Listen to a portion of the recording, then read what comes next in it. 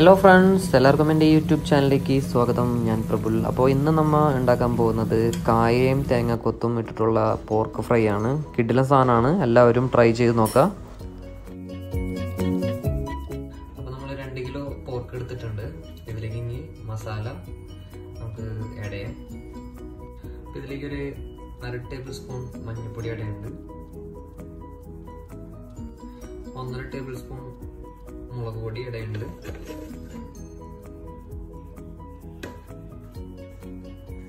1 table spoon മല്ലിപ്പൊടി, ഉപ്പ് ആവശ്യത്തിന് ഇട്ട് കൊടുക്കാം,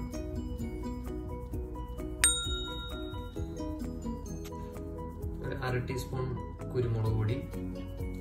കുരുമുളക് പൊടി നമുക്ക് പിന്നെ ഇടാം, ഫ്രൈ ചെയ്തിട്ട് ആ ടൈമിൽ ഇടാം.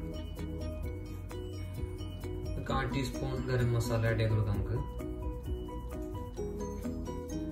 മീറ്റ് മസാല ആവശ്യമുണ്ടെങ്കിൽ ഇട്ടാൽ മതി. ഞാനിതിലൊരു 1/4 ടീസ്പൂൺ ഇടുന്നുണ്ട്. താല്പര്യമില്ലാത്തവർ ഇടേണ്ട ആവശ്യമില്ല. അപ്പോൾ നമുക്ക് ഇനി ഇത് നന്നായിട്ടൊന്ന് മിക്സ് ചെയ്ത് കൊടുക്കുക. മിക്സ് ചെയ്തതിന് ശേഷം നമുക്ക് വേവിക്കാം. ഇത് കുക്കറിലല്ല കേട്ടോ വേവിക്കണത്. കുക്കറിൽ വേവിച്ച് കഴിഞ്ഞാൽ ഇതിൻ്റെ ടേസ്റ്റ് കിട്ടില്ല.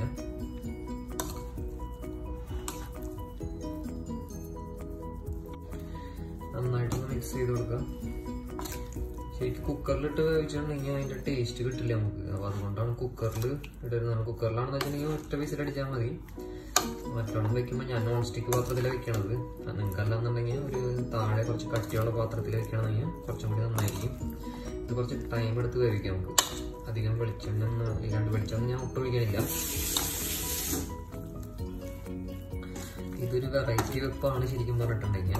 ഇത് പോർക്ക് കഴിക്കുന്ന ആൾക്കാരെന്ന് വെച്ചിട്ടുണ്ടെങ്കിൽ ഒരു പ്രാവശ്യമെങ്കിലും ഇങ്ങനെ ഒന്ന് വെച്ച് നോക്കണം. നല്ല ടേസ്റ്റാണ്. ഞാൻ വെള്ളം ഒഴിക്കാണ്ട് വെക്കണത്. നമുക്ക് ആദ്യം തന്നെ ഇത് വേവിച്ച് ഇതിൻ്റെ വെള്ളത്തിൽ തന്നെ ആദ്യം വെള്ളം ഇറങ്ങി വരും. ആ വെള്ളത്തിൽ വേവിച്ചതിന് ശേഷം കുറച്ച് കഴിഞ്ഞ് മൂടി വെച്ചിട്ടുണ്ടെങ്കിൽ ഒരു അരമണിക്കൂർ മൂടി വെച്ച് കഴിഞ്ഞാൽ ഇതിൻ്റെ നെയ്യ് ഇറങ്ങും. ആ നെയ്യ് ഇറങ്ങി കഴിഞ്ഞാൽ നെയ്യിൽ കുറച്ച് നേരിട്ട് വേവിക്കണം. കുറച്ച് നേരമല്ല, ശരിക്കും നമ്മൾ നെയ്യിലാണ് ഇതിൻ്റെ നെയ്യ് തന്നെ വേവിക്കുന്നത്. എന്നാലേ ഇതിൻ്റെ ടേസ്റ്റ് കിട്ടുള്ളൂ. അപ്പോൾ ഞാനൊരു നോൺ സ്റ്റിക്കിൻ്റെ പാത്രത്തിലാണ് വെച്ചിട്ടുള്ളത്. നിങ്ങൾ നോൺ സ്റ്റിക്ക് ഇല്ലാന്നുണ്ടെങ്കിൽ താഴെ കട്ടിയുള്ളൊരു പാത്രത്തിൽ വെക്കാൻ നോക്കാം. എന്നിട്ട് ഹൈ ഫ്ലെയിമിൽ ഒരു 10-15 മിനിറ്റ് നേരം ഒന്ന് വേവിക്കാം. അപ്പോൾ അതിൻ്റെ വെള്ളമൊക്കെ ഒന്ന് ഇറങ്ങി വരും.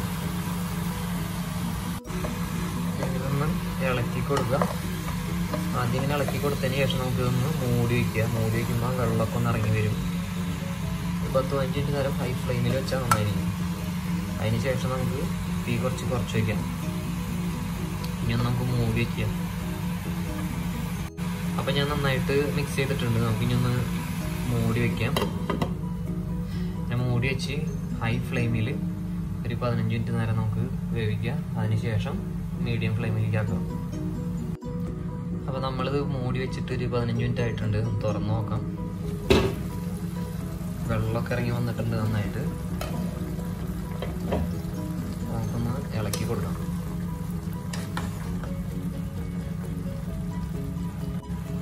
ഇപ്പോൾ കണ്ട നമുക്ക് കാണാൻ ശരിക്കും കണ്ട സൈഡിൽ നന്നായിട്ട് വെള്ളം ഇറങ്ങിയിട്ടുണ്ട്.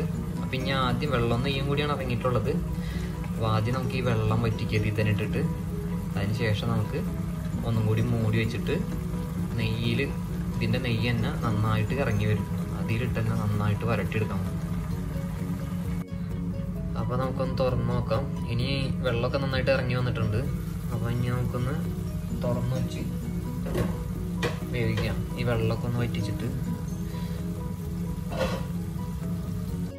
നന്നായിട്ടൊന്ന് ഇളക്കി കൊടുക്കാം. വെള്ളമൊക്കെ ശരിക്കും ഇറങ്ങിയിട്ടുണ്ട്. കാരണം നിങ്ങൾക്ക് കാണാൻ പറ്റും ശരിക്കും വെള്ളമൊക്കെ നന്നായിട്ട് ഇറങ്ങിയിട്ടുണ്ട്. ഈ വെള്ളം വറ്റിക്കുക. അതിന് ശേഷം നെയ്യിൽ നമുക്ക് നന്നായിട്ട് വഴറ്റിയെടുക്കാം.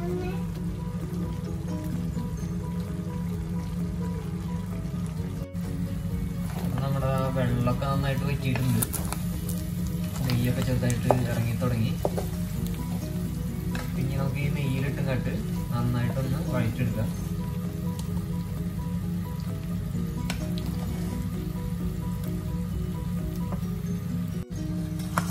ഇട്ടിട്ട് ഒരു 1.5 മണിക്കൂറോളം ആയിട്ടുണ്ട്. ശരിക്ക് നെയ്യൊക്കെ നന്നായിട്ട് ഇറങ്ങി വന്നിട്ടുണ്ട്. കുറച്ചുകൂടി ആവാനുണ്ട്. ഒരു അരമണിക്കൂറും കൂടി നമുക്ക് കിട്ടണം. എന്നാലും ഒന്നും കൂടി നെയ്യൊക്കെ ഇറങ്ങി നല്ല സെറ്റാവുള്ളൂ.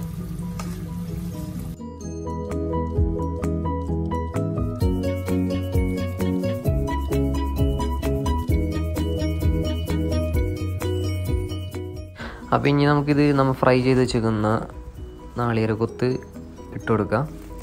നന്നായിട്ട് മിക്സ് ചെയ്യുക. ഈ ടൈമിൽ കുറച്ച് തീ മീഡിയം വയ്ക്കുന്നതാണ് നല്ലത്.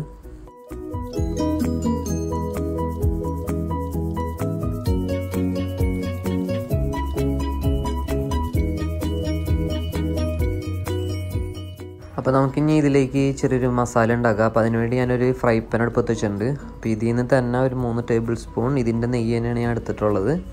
അത് ചൂടായതിന് ശേഷം 2 സവാള സ്ലൈസാക്കി കട്ട് ചെയ്തിട്ട് ഇടാം. അപ്പോൾ ഇതിൻ്റെ കൂടെ 5-6 പച്ചമുളകും കൂടിയും ഇട്ട് കൊടുക്കുക. എരിവിനനുസരിച്ചിടാം. പിന്നെ ബാക്കി ഞാൻ ചുവന്ന മുളക് അധികം യൂസ് ചെയ്തിട്ടില്ലെങ്കിൽ ഇതിൽ കൂടുതൽ പച്ചമുളകും കുരുമുളകുമാണ് യൂസ് ചെയ്തിട്ടുള്ളത്.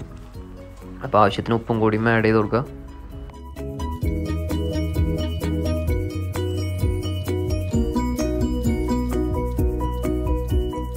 നന്നായിട്ട് വഴന്നതിന് ശേഷം ഇതിലേക്ക് പേസ്റ്റാക്കി വെച്ചിരിക്കുന്ന ഇഞ്ചിയും വെളുത്തുള്ളിയും അത്യാവശ്യം നല്ലോണം എടുക്കണം. ഇതിലേക്ക് ഞാനൊരു കുടം വെളുത്തുള്ളിയാണ് എടുത്തിട്ടുള്ളത്. ഒരു വലിയ ഇഞ്ചിയുടെ പകുതി പീസ് എടുത്തിട്ടുണ്ട്. അപ്പോൾ അത് നല്ല പേസ്റ്റാക്കിയതിന് ശേഷം ഇതിലേക്ക് ഇട്ട് കൊടുക്കുക. നന്നായിട്ട് മൂപ്പിക്കുക. അതിൻ്റെ പച്ചമണമൊക്കെ പോകണ വരെ നന്നായിട്ട് മൂപ്പിച്ചതിന് ശേഷം കുറച്ച് കുരുമുളക് ഇട്ട് കൊടുക്കുക.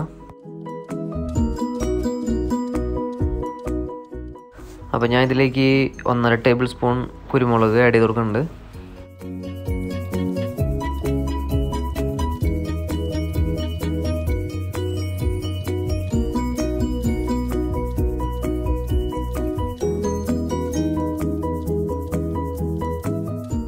അപ്പോൾ ഇത് നന്നായിട്ട് വഴന്നു വന്നിട്ടുണ്ട്. നമുക്കപ്പോൾ ഇത് നേരെ പോർക്കിലേക്ക് ഇട്ട് കൊടുക്കാം. ഇട്ട് കൊടുത്തതിന് ശേഷം നല്ലോണം മിക്സ് ചെയ്യുക. ഒരു മീഡിയം തീയിൽ വെച്ചിട്ട് നമുക്കിത് ഒന്നും കൂടിയും ഫ്രൈ ചെയ്തെടുക്കുക. അപ്പോൾ നല്ല ടേസ്റ്റ് ആയിരിക്കും.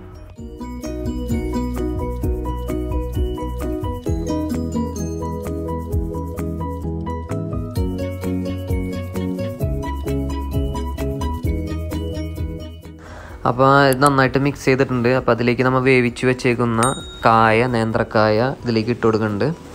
അപ്പോൾ കായ പോർക്കിലിട്ടുണ്ടെങ്കിൽ എല്ലാവർക്കും അറിയാം പ്രത്യേക ടേസ്റ്റാണ്. അപ്പം ഞാൻ ചെറുതായിട്ടൊന്ന് വേവിച്ച് വെച്ചിരിക്കുന്നതാണ്. ശരിക്കും ഒന്ന് ഉടഞ്ഞു പോകാത്ത രീതിയിൽ വേവിച്ചതിന് ശേഷം പോർക്കിലേക്ക് ആഡ് ചെയ്ത് കൊടുക്കുക. ഇതേപോലെ ട്രൈ ചെയ്തിട്ടില്ല എന്നുണ്ടെങ്കിൽ ഒരു പ്രാവശ്യമെങ്കിലും ഇതേപോലെ ഒന്ന് ട്രൈ ചെയ്ത് നോക്കുക. കുറച്ച് സമയം എടുത്ത് വെക്കുന്നതാണ്. അതിൻ്റേതായ ടേസ്റ്റും ഉണ്ടാവും അതിന്. അപ്പോൾ അതേപോലെയൊക്കെ ഒന്ന് വെച്ച് നോക്കാം. അപ്പോൾ ഈ വീഡിയോ നിങ്ങൾക്ക് എല്ലാവർക്കും ഇഷ്ടമായെന്ന് വിചാരിക്കുന്നു. അപ്പോൾ ഈ ചാനൽ സബ്സ്ക്രൈബ് ചെയ്യാതെയാണ് കാണുന്നതെങ്കിൽ ദയവായി ഒന്ന് സബ്സ്ക്രൈബ് ചെയ്യുക. ഇഷ്ടപ്പെട്ടെങ്കിൽ ലൈക്ക് ചെയ്യുക, കമൻറ്റ് ചെയ്യുക, ഷെയർ ചെയ്യുക. അപ്പോൾ ഇരിക്കും നല്ല വീഡിയോസുമായിട്ട് ഞാൻ ഇനിയും വരുന്നതായിരിക്കും. എല്ലാവരോടും ബൈ ഫ്രണ്ട്സ്.